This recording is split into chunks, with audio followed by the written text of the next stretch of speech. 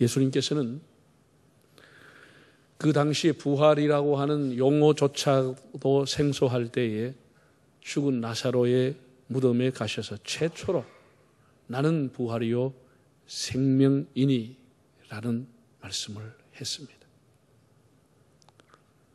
장례식장에서 나는 부활이라고 하는 말씀을 했습니다. 죽은 자는 다시 산다고 하는 말씀을 했습니다. 이건 아주 충격적이고 파격적인 선언이었습니다. 자금 이후로 장례식장에서 이런 설교는 예수님이 최초입니다. 죽어도 다시 산다고 하는 설교. 예수님이 생명의 주관자이심을 선포하신 것입니다. 동식물의 생명이라고 하는 것은 죽으면 끝입니다. 죽으면 흙으로 돌아가고 끝입니다. 그런데 사람은 죽으면 끝이 아니라고 하는 것.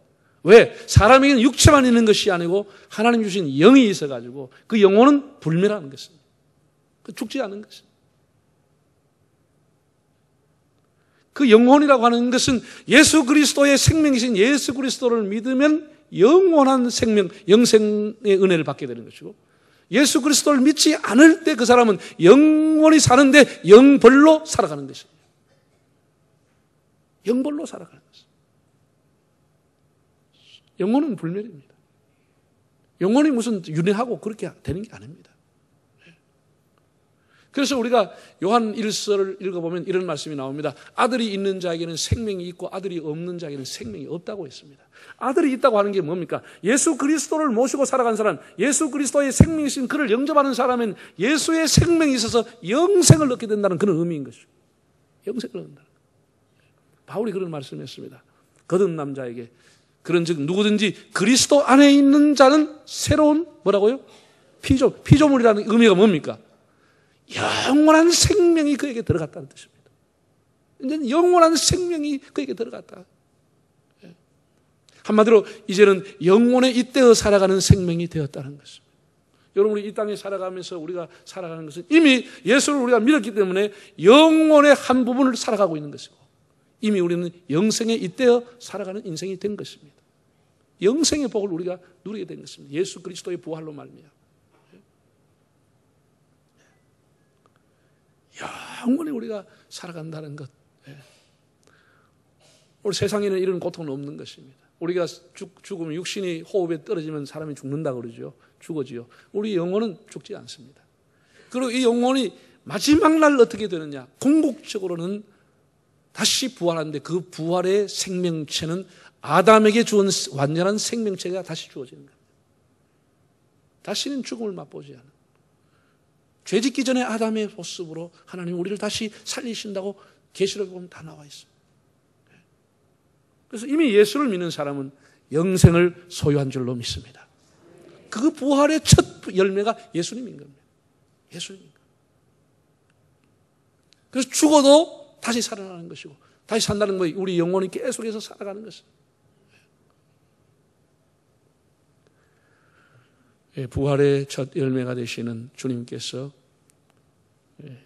주를 믿는 자에게 영원에 잇대어 살 수 있는 이 부활의 은총을 주신 것, 영생의 은총에 주신 것을 찬양하며 감사할 수 있기를 바랍니다. 오늘은 도마가 맞이한 부활절의 의미를 생각해 보려고 합니다. 일반적으로 도마, 우리 토마스라고 부르죠. 도마는 의심장이 회의주의자로 평가절하 합니다. 도마는 굉장히 억울합니다. 성경에 보면 도마가 의심한 거 한 번밖에 안 나오는데 계속해서 의심쟁이고 이러니까 도마가 우리한테 물어보면 너는 몇 번이나 의심했나? 우리는 심심하다 뭐 사업 좀 안 되면 하나님 정말 살아있나? 아가 무슨 다리만 하나 불가와도 진짜 하나님 살아있나? 이런 수없는 의심과 질문을 하면서 우리가 살아가면서 이거 한 번 의심했던 도마를 의심제력하면 여러분 뭐라고 불러야 되겠습니까? 우리 도마 입장에서는 상당히 억울합니다.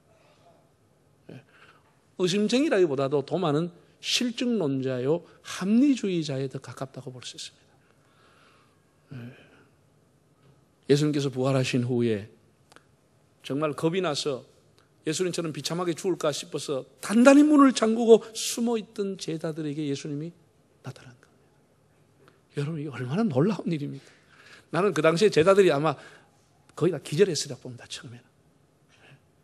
이게 뭐 홀령도 아니고 귀신도 아니고 자기들이 홀린 것도 아니고 그렇게 비참하게 피를 흘리며 죽었던 그 예수님이 그것도 단단히 문을 잠가져 있는데 그냥 중간에 나타났으니까 그게 얼마나 기가 막히고 얼마나 깜짝 놀랄 일입니까? 그래서 예수님께서 뭐라고 그랬죠? 짠! 한 게 아니고 샬롬, 놀랄까봐 큰 소리를 한 것도 아닙니다. 샬롬, 평안하냐? 이렇게. 만약 예수님이 평안하냐? 이런 말씀은 더 놀랄 뻔. 아마 굉장히 작은 목소리로 하시리라고 생각이 듭니다. 그 분위기를 생각하시죠? 왜냐하면 죽었던 사람이 산 적도 없거든. 부활한 용어도 생소한 거거든. 예수님이 그렇게 말씀했지만 그걸 믿지가 않았거든. 그런데 문을 단단히 잠가놓는 그 중간에 왔어요. 샬롬 하니까 얼마나 놀랐겠어요. 얼마나 놀랐겠어요. 그래서 예수님이 나야. 사람 이름은 요하나 나야. 이러니까 그제서야 정신을 차리고 예수님의 못자국도 만져보고 막 이렇게 예수님 목을 끌어안고 울고 감격했으리라고 생각이 듭니다. 문제는 그날 도마가 그 자리에 없었다고 하는 겁니다. 도마가 없어요. 볼 일이 있어 갔는지 도마가 없었다는 거예요. 예, 그래서 예수님이 가시고 난 뒤에 이제 도마가 왔습니다. 와가지고 제자들이 막 흥분해가 한마디 다 하는 거예요. 야, 우리가 예수님 만났다고. 예수님 정말로 말씀대로 부활했다고. 정말이다. 그러니까 전부 다 한마디씩 흥분해 하는데 도마는 시큰둥한 거예요. 마음이 썰렁한 거예요. 기분이 굉장히 안 좋은 거예요. 그래서 도마가 이렇게 얘기하는데 뭔가 헛개비 받겠지 말도 안 소리 하고 있대. 말도 안. 너 다 홀린 거야. 홀린 거야. 나는 못 믿어. 나는 정말 예수님의 못에 그 손에 못자국을 보고 허리에 창을 찌르는 것 그 자국을 만져보지 않고는 나는 절대 못 믿어. 너 다 헛개비 본 거야. 못 믿어. 이렇게 얘기했다는 거야. 그럼 왜 이렇게 얘기했을까요? 제가 이것을 가만히 묵상하고 생각해 봤습니다. 이거 제가 스스로 지은 이름인데 이게 도마의 심리라고 하는 겁니다. 사람의 심리가 참 묘합니다. 인정해 주고 싶지만 인정하기 싫은 거예요. 왜? 이 중요한 시간에 왜 내가 없을 때 당신이 왔느냐는 겁니다. 내가 당신에게 3년이나 따라다니고 충성했는데 이 중요한 장소에 이 역사적인 현장에 내가 없을 때 왜 왔느냐는 거예요. 이게 너무 섭섭하다는 거예요. 어떻게 내가 없을 때 올 수 있느냐는 거예요. 응? 이 섭섭함, 소외감 이것 때문에 도마는 믿고 싶지 않는 거예요. 믿고 싶지 않는 거예요. 예수님에 대한 섭섭함 믿고 싶지 않은 거예요. 이게 사람의 묘한 심리라고 하는 거예요. 묘한 심리. 도마만 여러분 이런 마음이 있는 거 아세요? 자기가 바보 취급 당했다는 거예요. 어떤 다른 사람은 다 아는데 내가 모멸감을 당했다는 거예요. 그래도 내가 충성했는데 나 이럴 수 있느냐? 왜 자기가 없을 때 예수님이 오셨느냐는 겁니다. 그래서 그는 말했습니다. 나는 절대로 못 믿어. 손에 그 못자국을 보기 전에는 절대로 안 믿을 거야. 자, 여러분 보세요. 중요한 걸 결정을 했다. 그럼 어떻게 하죠? 다 심사숙고히 결정하고 나는데 거기 참석하는 사람은 반드시 반대합니다. 난 처음 들은 소리다. 야. 내가 없는데 왜 그랬노? 왜? 에? 그 중요한 일을 나한테 왜 물어보도 않냐? 나는 왜 안 하냐? 이래서 이 사람이 심리란 거예요. 내가 없으면 안 되는 거예요. 내가 참석하기 때문에 그건 인정할 수 없는 거야. 하고 싶어도 하고 싶어. 그래가지고 교회들이 뭐 행사하다만 연합을 해가서 하자 결정해가지고 하면은 거기 참석 안 하는 사람은 교회 가서도 광고도 안 해버린 거예요. 내가 어른도 아닌데 내가 뭐 책임질 일도 없고 난 모르겠다. 이게 사람의 심리라는 거예요. 참 사람 다루기 어렵습니다. 무슨 일을 하면 상황이 급하게 빨리빨리 일을 진행하고 교회가 모인 건 한 주간 모이고 이 일은 급하고 하면 급하게 하고 나면은 사건이 터지는 거예요. 왜? 그럼 나한테 물어보도 안 하고 왜 너끼리 하냐 이거예요.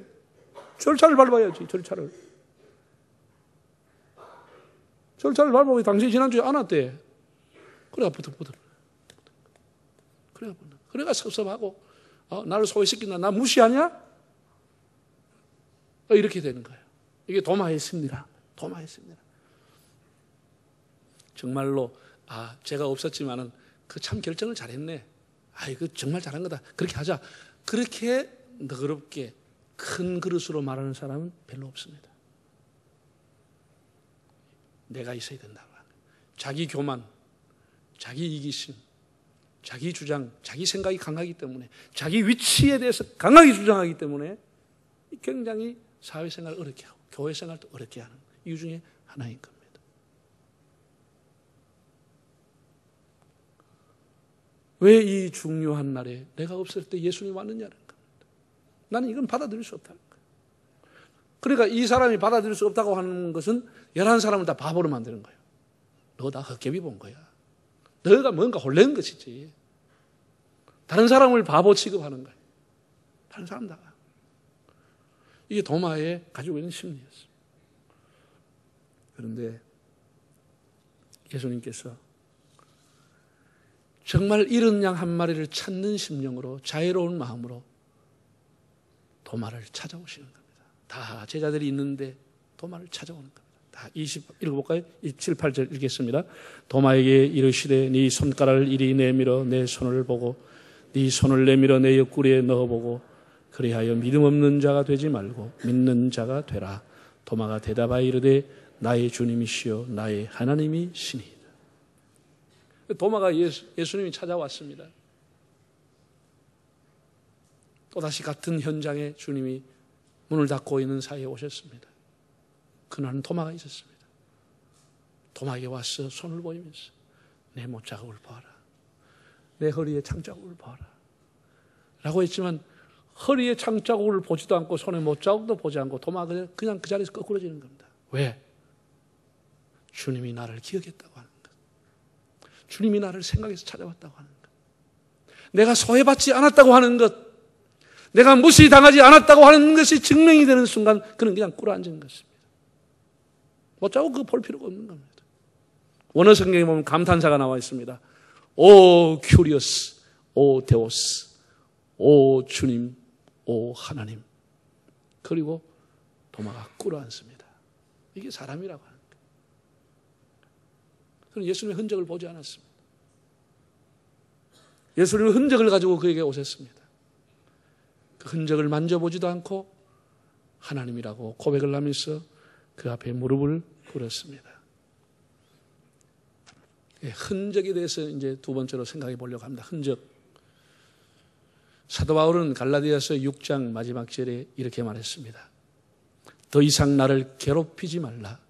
내가 내 몸에 예수의 흔적을 지녔노라고 했습니다. 사람들이 이러쿵저러쿵 바울에 대해서 굉장히 시비를 걸었습니다. 뭐 사돈이 아니니 별소리 했습니다. 바울이 나를 더 이상 괴롭히지 말라고. 나는 내 몸에 예수의 흔적을 가진 사람이다. 예수 때문에 3번 태장에 맞았고 감옥에 가고 돌에 맞아 죽을 뻔한 위기를 당하고 그 엄청난 상처, 그 흔적, 나는 예수의 흔적을 가지고 있는 사람이다. 아픔이 없는 사랑은 참 사랑이 아닙니다. 희생이 없는 헌신은 참 헌신이 아닙니다. 우리의 신앙이 바울처럼 흔적을 가지고 있는 신앙, 흔적을 가지고 있는 신앙. 세계적인 발레리나인 그 우리나라의 강수진 씨라고 하는 분이 있습니다. 아주 아리따운 여성입니다. 그런데 그분이 TV에서 자기 발을 한번 이렇게 비추었습니다. 아마 본 분도 계실 겁니다. 그 발이 사람 그렇게 곱고 아리따고 그 무용하는 세계적인 무용수 아닙니까? 발레리나. 세상에 그 발이라고 하는 것이 발 마디마디마다 다 뒤틀어져 있고 굳은 살이 굳게 배어 있었습니다. 수십만 번을 발가락 한 개를 가지고 서보는 연습을 계속해서 하면서 그 발이 다 틀어져 버리고 꾸덕살이 배어 있는 것입니다. 그 흔적은 그의 영광입니다. 그의 영광인 것입니다. 그 흔적이 그를 영광스럽게 만들어준 것입니다. 여러분, 장민환이라고 하는 선수가 베이징 올림픽에서 그 수백 킬로를 들어 올려가지고 금메달 땄습니다.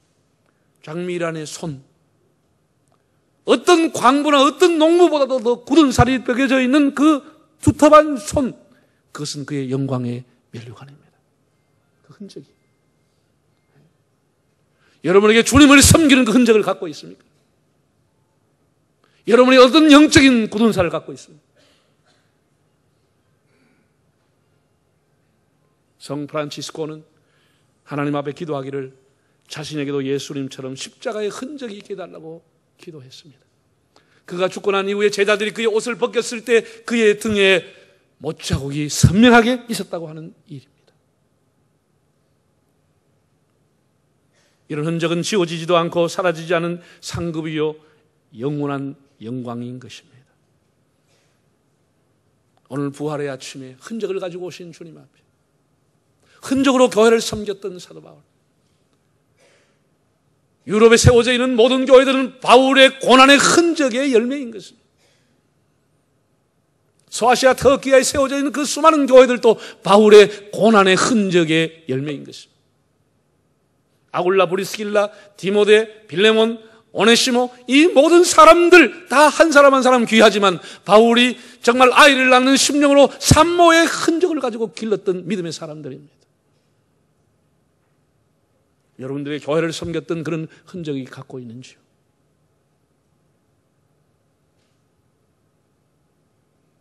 설렁설렁 예배만 드리고 적당하게 드리고 가는 사람은 아닌지. 교회의 역사는 어떻게 이어왔으며 교회는 어떤 사람을 일꾼으로 세워야 되겠습니까? 그리스도를 위해 헌신하는 흔적이 있는 사람들을 일꾼으로 세워야 합니다. 자신의 재능과 시간과 물질을 바쳐서 순종의 흔적, 기도의 흔적, 헌신과 사랑의 흔적으로 복음을 전하는 흔적을 가진 사람들을 세워야 하는 것입니다. 우리 교회가 50년의 역사를 보내야 했습니다. 50년이라고 하는 세월이 그냥 온 것은 아니죠. 우리가 볼 때는 겉으로 보면 평안한 것처럼 왔지만 그렇지만은 않습니다. 지나가는 50년은 아픔과 눈물의 역사도 있었습니다. 또 교회를 섬기다 마음이 안 맞아서 교회를 떠난 사람들도 있습니다. 회의를 하면 서로 소리를 지르고 서로 분쟁을 하고 다툰 일도 있었습니다. 평안하게 50년이 온 것은 아닙니다. 아픔과 갈등을 가지고 교회를 섬깁니다. 목회자를 눈물을 흘리면서 보낸 적도 있습니다.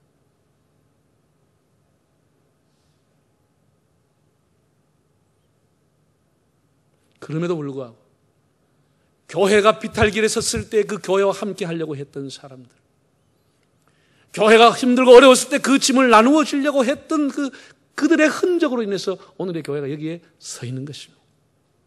교회당을 건축하고 교회 학교를 세우고 사람들을 불러서 훈련하고 가르치는 일, 예배, 기도, 봉사, 전도에 대해서 순종하고 희생하는 흔적이 오늘의 교회를 있게 한 것입니다.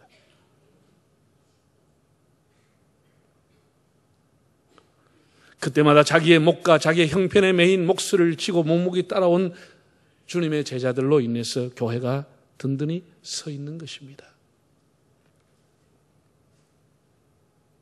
기도의 눈물을 흘린 자국들, 봉사의 눈물을 흘렸던 그 흔적들이 오늘의 교회를 이룬 것입니다. 수없이 갈등하면서 교회를 위해 기도하면서 눈물 흘리고 말씀을 전했던 그 종들의 흘린 흔적이 오늘의 교회를 있게 한 것입니다. 한 해의 연말이 되거나 또 수십 년이 흐르고 나면은 각 부서에서 각 기관에서 일한 사람들의 흔적은 자연스럽게 남게 됩니다. 그 사람이 그냥 세월을 보낸 것인지 그 자리에서 여러분 앞으로 10년, 20년 지나고 멀리 가서 50년 지나고 난 뒤에 그 사람이 무슨 흔적을 남기고 갔는지를 후세 사람들은 보게 될 것입니다. 우리가 하나님 앞에 헌신할 수 있는 기간은 짧습니다. 짧습니다. 하나님이 주신 시대에 그 사람들과 함께 하나님 앞에 헌신하고 충성하면서 교회를 세워나가는 것입니다. 다시 그런 기회는 오지 않습니다.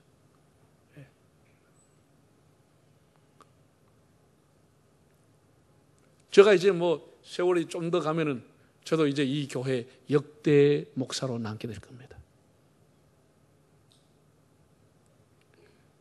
제가 목회하는 동안에 여러분들이 함께 기도하고 동력을 해서 주님의 교회를 세울 수 있기를 바랍니다. 저희 시대도 때가 가면 지나가는 것입니다. 목회자에게 눈물의 흔적을 주고 아픔의 흔적을 주지 말고, 모세가 처음에 하나님 앞에 부름받았을 때 주님 저는 아닙니다. 저는 뭐합니다. 보낼 만한 사람 보내십시오. 나는 회장 뭐합니다. 나는 뭐합니다. 그렇게 어리석게 말하지 말고 하나님의 부르심에 주신 기회에 여러분들이 순종을 통해서 교회의 흔적을 남기시기를 바랍니다. 흔적은 다른 말로 표현하면 열매라고 얘기할 수 있습니다. 희생과 수고 없이 열매는 없습니다. 우리가 시간이든 마음이든 물질이든 재능이든 헌신을 하다가 보면은 따가운 비판을 듣기도 하고 오해도 받게 합니다. 오해도 받죠. 하다 보면은 모르니까 사람들이 오해하는 겁니다. 욕하는 겁니다. 우리가 그런 것에 너무 일희일비하지 말고 아픔도 참고 비판도 간수하고 낙심하지 아니하고 하나님 앞에 우리가 묵묵히 내게 주어진 일을 하게 되면 어느 날 영적인 나이테가 생기고 영적인 꾸덕살이 생기고 그것이 내 인생의 영광이 되는 것입니다.